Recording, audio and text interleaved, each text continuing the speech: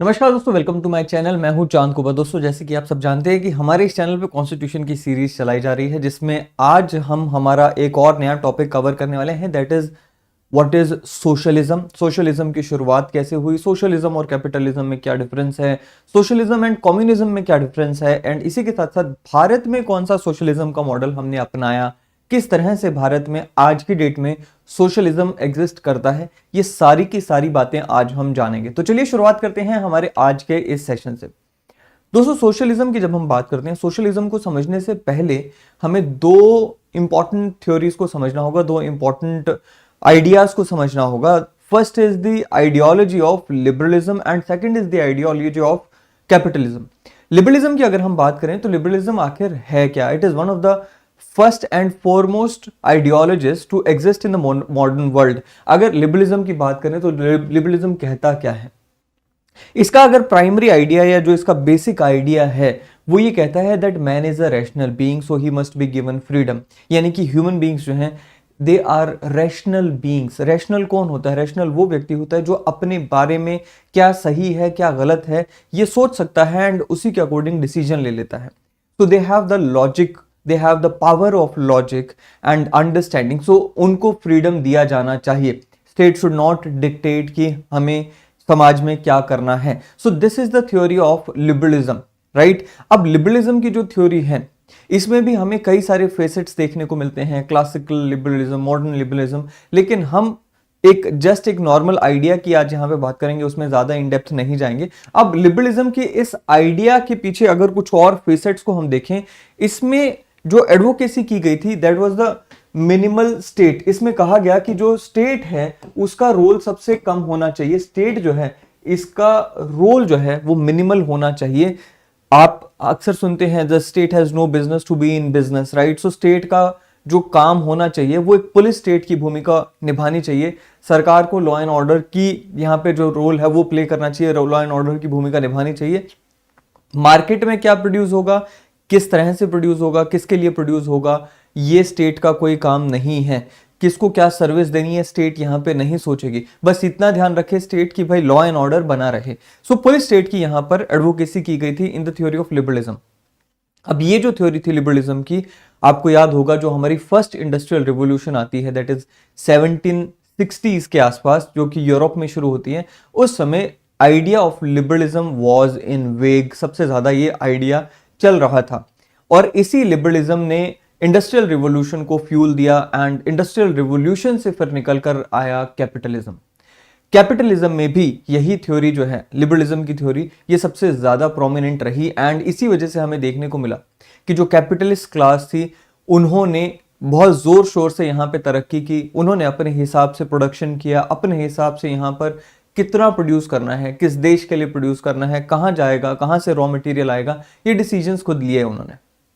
इसी की बदौलत हमें देखने को मिला कि बहुत तेजी से इंडस्ट्रियल रिवॉल्यूशन तो आया ही, but at the same time बहुत ही ज्यादा लेबर एक्सप्लॉयटेशन शुरू हो जाती है। आप जब हिस्ट्री में पढ़ते भी हैं, मॉडर्न हिस्ट्री में आप देखते हैं कि जो कंट्रीज हैं जहां पे इंडस्ट्रियल रिवॉल्यूशन हमें देखने को मिलती है, जहां पे कैपिटलिज्म की शुरुआत हमें देखने को मिलती है, वहां पर अर्बनाइजेशन हमें देखने को मिलती है। अर्बनाइजेशन में हमें देखने को मिलता है कि जो शहर थे वहां पर गांव से लोग आते हैं, गांव से वहां पे जब लोग आए उन्होंने लेबर का काम शुरू किया एंड उन्हें फैक्ट्रीज के पास में रहने के लिए मजबूर किया गया। फैक्ट्रीज में उनको अच्छी लिविंग कंडीशंस नहीं दी गई एंड जो कैपिटलिस्ट क्लास थी उन्हें मैक्सिमम बेनिफिट हुआ। सो ये कैपिटलिज्म का दौर था। ये हमें देखने को मिला कि it was again governed bye competition, जिसे एडम स्मिथ ने इनविजिबल हैंड कहा, एंड मार्केट गवर्न्ड ये सारा फिनोमिना रहा।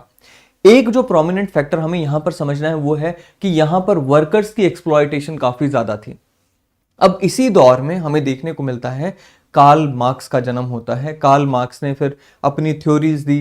1840s में उनकी पहली थ्योरी आ जाती है एंड उनकी जो थ्योरीज थी वहां से हमें सोशलिज्म एंड कम्युनिज्म के आइडियाज के बारे में समझ आती है। अब कार्ल मार्क्स की अगर हम बात करें, उन्होंने इस पूरे कैपिटलिज्म वाली पिक्चर को ऑब्जर्व किया। उनके आसपास क्या हो रहा था, किस तरह से वर्कर्स को एक्सप्लॉइट किया जा रहा था, वो उन्होंने सब ऑब्जर्व किया एंड उन्होंने फिर कुछ प्रेडिक्शंस दी, उन्होंने कुछ ऑब्जर्वेशंस दी, उन्होंने कुछ प्रेडिक्शंस जो दी, सबसे पहले उनको देख लेते हैं। सबसे पहले उन्होंने कहा दैट ये जो एक्सप्लॉयटेशन हो रही है, वर्कर्स की जो एक्सप्लॉयटेशन हो रही है, ये सही नहीं है। वर्कर्स इसे ज्यादा लंबे समय तक एक्सेप्ट नहीं करेंगे, ज्यादा लंबे समय तक ये पूरा सिस्टम नहीं चलेगा एंड एक दिन ऐसी रिवॉल्यूशन आएगी कि ये पूरा का पूरा सिस्टम जो है वो बदल जाएगा, राइट। सो यही मैंने यहां पे लिखा that Karl Marx observe the whole system and predicted that this system of exploitation of the workers by the capitalist class will not last long. A day will come when the workers will revolt and the whole system will change।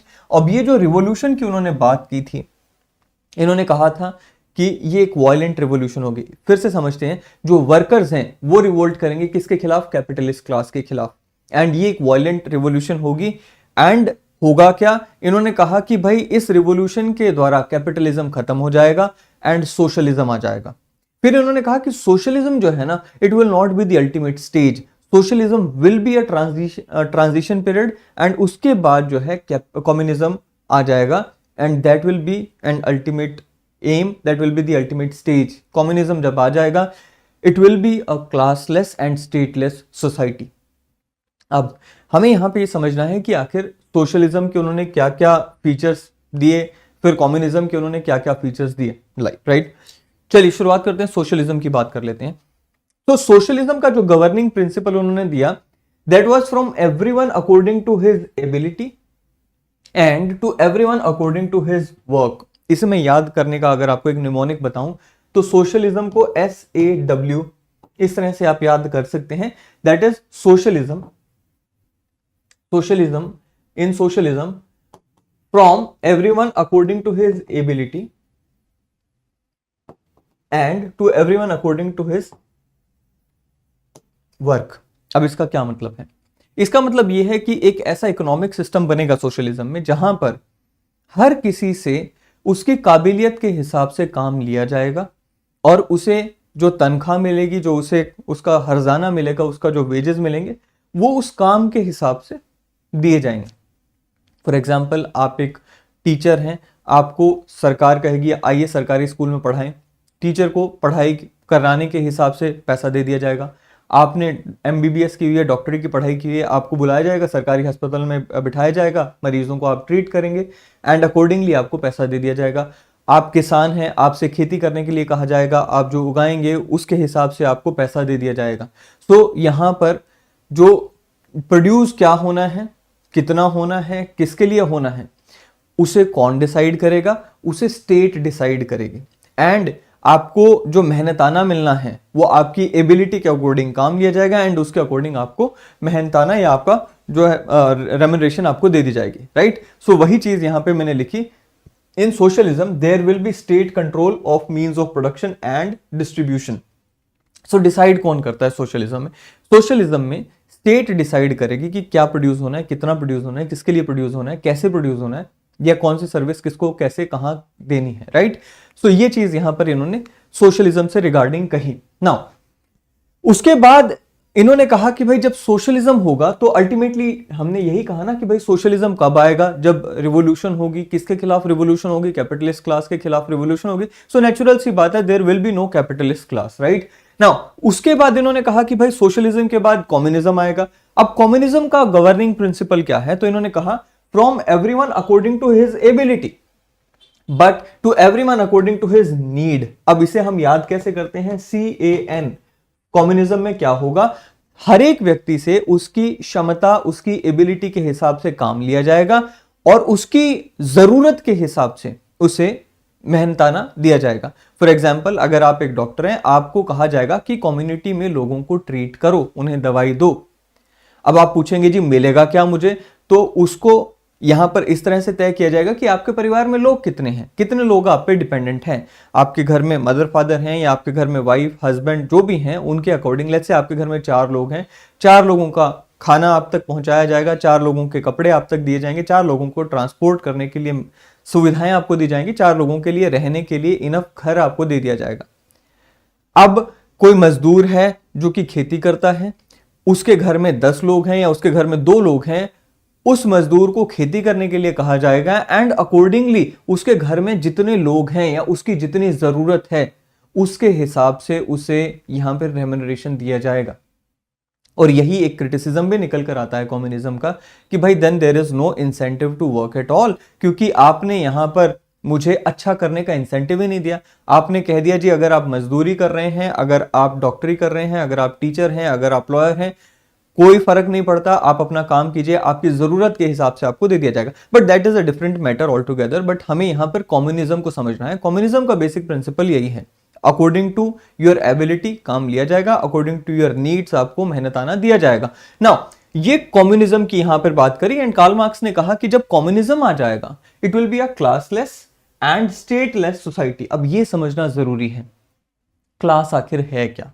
आपने अक्सर सुना होगा upper class, lower class, middle class, upper middle class, lower middle class, right. Now ये सारी जो classes की definitions हैं ये बेसिकली इकोनॉमिक बेसिस पर होती हैं। इकोनॉमिक बेसिस पे कैसे कि भाई जिसके पास जितना पैसा है समाज में उसकी पोजीशन उस तरीके से तय हो जाती है। कोई अपर मिडिल क्लास में आ जाता है, पैसा अच्छा है, कोई रिच क्लास में आ जाता है, अपर क्लास में आ गया, पैसा बहुत ही ज्यादा अच्छा है, कोई लोअर क्लास में आ गया, पैसा कम है, राइट। सो क्लासलेस सोसाइटी, कैसे क्लासलेस सोसाइटी होगी, क्योंकि यहां पर आपको पैसा या आपकी जो जरूरतें हैं उनको पूरा किया जा रहा है। अब सबकी जरूरतें पूरी हो रही हैं। अब किसी के घर में 2 लोग हैं वो मजदूरी करता है और किसी के घर में 2 लोग हैं वो डॉक्टरी करता है, दोनों को बराबर यहां पर जो नीड्स है उनको फुलफिल किया जा रहा है। सो यहां पर कोई क्लास की तो कोई परिभाषा बन ही नहीं पाएगी क्योंकि सब एक ही क्लास के हो जाएंगे। So there will be a classlessness basically. And दूसरी बात यहां पर इन्होंने कम्युनिज्म में कही वो होगी कि स्टेटलेस सोसाइटी। ये एक अल्टीमेट गोल जो है ये मार्क्सिज्म में एंड गांधी जो फिलॉसफी है, गांधीज्म की जो फिलॉसफी है उसमें भी हमें देखने को मिलता है कि दोनों जो है यहां पर एम करते हैं for a stateless society. Now what is stateless society? तो स्टेटलेस सोसाइटी का मतलब होता है एक ऐसी सोसाइटी जहां पर कोई सरकार नहीं होगी। It will be a self governed society.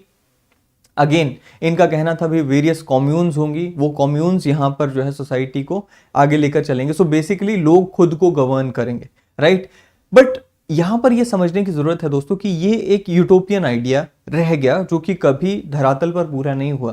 So called communist countries, B it Russia, B it China, यहां पर भी रियल सेंस में कम्युनिज्म कभी आया ही नहीं। क्योंकि हमने अभी पढ़ा, कार्ल मार्क्स ने कहा कि रिवोल्यूशन होगी। कौन रिवोल्यूशन करेगा? वर्कर्स करेंगे। किसके खिलाफ करेंगे? कैपिटलिस्ट क्लास के खिलाफ करेंगे। लेकिन अगर आप रशिया की बात करें, डेफिनेटली वहां रिवोल्यूशन हुआ, लेकिन किसने किया? वर्कर्स ने किया ऑफ कोर्स, लेकिन हुआ किसके खिलाफ? वहां के जो राजा थे, जार थे, उनके खिलाफ हुआ। अगर हम चाइना की बात करें तो यहां पे भी रिवोल्यूशन हुआ, लेकिन किसने किया? यहां पर वर्कर्स ने सिर्फ और सिर्फ वर्कर्स ने नहीं किया। यहां पे आप प्रिडोमिनेंटली देखेंगे जो यहां की रूरल जो क्लास थी, यहां के जो किसान लोग थे, इन्होंने रिवोल्यूशन किया, right. So revolution in the sense which marks predicted it never happened. And जिस सोसाइटी की उन्होंने बात की वो कभी हो ही नहीं पाई, क्योंकि अगर आप कम्युनिस्ट कंट्री चाइना की बात करें, यहां पे भी बहुत ज्यादा क्लासलेसनेस तो आपको कहीं देखने को मिलेगी नहीं। There is a sharp divide in the income of people. आपको यहां पे भी यूएस की तरह, इंडिया की तरह देखने को मिलेगा, क्लास सिस्टम अभी भी एग्जिस्ट करता है। और स्टेटलेसनेस की यहां पे बात की थी कार्ल मार्क्स ने। आप देखेंगे कि अगर चाइना की बात करें तो वहां पर तो स्टेट बहुत ज्यादा स्ट्रांग है। So there is no statelessness at all. तो वहां पे अब आपने पढ़ा भी होगा, देखा भी होगा, जो जैकमा है, एक बहुत बड़े इंडस्ट्रियलिस्ट हैं, उन्होंने सरकार के खिलाफ जाकर कोई बात की, उन्हें स्टेट ने गायब कर दिया, right. So that is the state, I mean that is the condition of the state in China, right. So जो कार्ल मार्क्स ने ये आइडिया ऑफ कम्युनिज्म दिया था ये कभी पूरा नहीं हुआ and it ultimately remained an utopian concept. चलिए, सो ये सारी चीज मैंने यहां पे लिखी भी है that statelessness means what? A society where there will be no government to run the state. In fact, there will be no state at all. मैंने आपको बताया, and people will govern the society by themselves, right? So there will be perfect harmony, perfect peace in the society, right?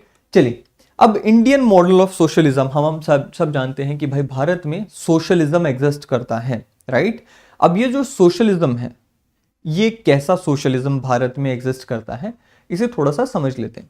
देखिए, अगर हम भारत के model की बात करें तो हमने यहां पर फेबियन सोशलिज्म का मॉडल अपनाया। कार्ल मार्क्स ने कहा था कि भाई there will be a revolution. हमने कहा जी हमें रिवोल्यूशन नहीं चाहिए, हम स्लो फॉर्म ऑफ सोशलिज्म या स्लो अडॉप्टेशन ऑफ सोशलिज्म के साथ चल लेंगे। अब हमने क्या किया? हमने फेबियन सोशलिज्म या जिसे हम डेमोक्रेटिक सोशलिज्म कहते हैं उसे अपनाया। इसमें होता क्या है? इसमें होता यह है कि हमारी जो कानून बनाने वाली बॉडी है, हमारी जो संसद है, हमारी लेजिस्लेचर है, वो ऐसे कानून पास करती है, वो ऐसे कानून लेकर आती है जो कि हमें सोशलिस्ट कंट्री बनाते हैं या जो हमें सोशलिज्म की तरफ लेकर जाते हैं। अब आप देखते हैं हमारे कॉन्स्टिट्यूशन में भी ऐसी कई सारी डायरेक्टिव प्रिंसिपल्स हैं जो कि हमें सोशलिज्म के रास्ते पर लेकर जाते हैं, एंड बहुत सारे कानून पार्लियामेंट ने भी बनाए जो कि हमें सोशलिज्म के रास्ते पर लेकर जाते हैं। हम उनकी भी चर्चा कर लेंगे।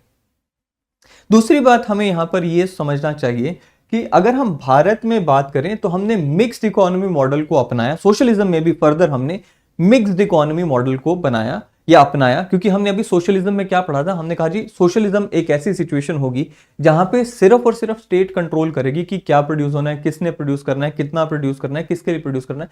हमने कहा जी हम कंप्लीट कंट्रोल स्टेट के हाथ में नहीं दे सकते, इसलिए हमने क्या किया, हमने मिक्स्ड इकोनॉमी मॉडल अपनाया जहां पर हमने प्राइवेट प्लेयर्स को भी अलाउ किया एंड स्टेट को भी अलाउ किया।